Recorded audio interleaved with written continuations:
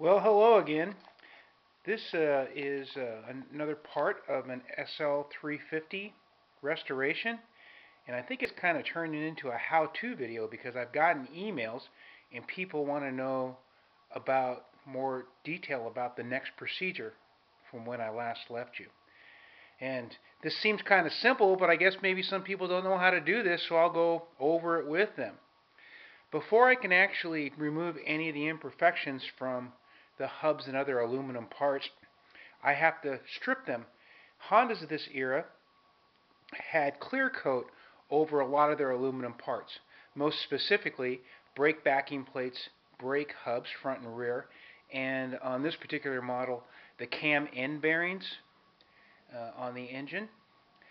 And it's a very, very uh, low functioning, I would say, Clearcoat. It doesn't hold up very well and it yellows. And so it's easy to take off, but it does have to be removed. People ask, well, what do you use and how do you do that? Well, it's very, very quite simple.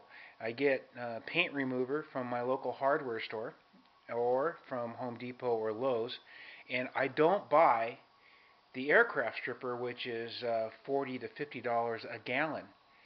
By the same company, Clean Strip, I buy their standard stripper at about $18 a gallon, and I put the part in this big vat right here.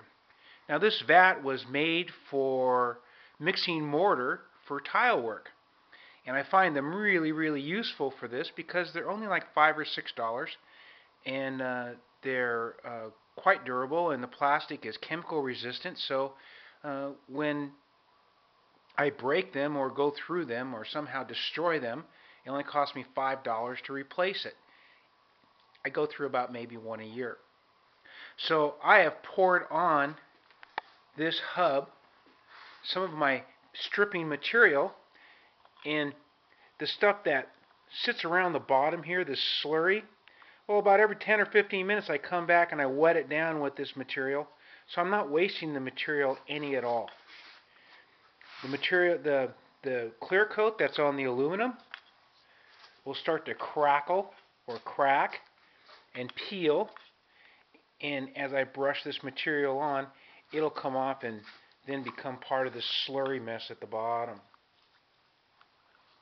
You've probably heard the expression that thrifty is the new rich, and I practice that by, after I'm done stripping all my aluminum parts, I take the slurry at the bottom and I put it in a bucket.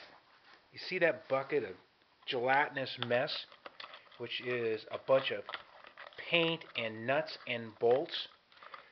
Well, the reason all this stuff is in here and I have to strip it was these were the sacrificial nuts and bolts and plugs I used to plug all the threaded pieces in the frame. If I don't plug all these holes with the correct nut and bolt, then what's going to happen is that the powder coat or wet paint is actually going to be in those threads, and it's going to be impossible to rethread our nuts and bolts back into these holes, or, which I still have to do on many occasions, I have to re-tap the threads just to clean them up. So that's the process. Strip down the clear coat, save the material for use in stripping your sacrificial nuts and bolts so I can re-clean those and use those on the next frame. I'll catch you guys in just a little bit. I'll splice together with repairing any damage to the hubs before I put the final finish on them.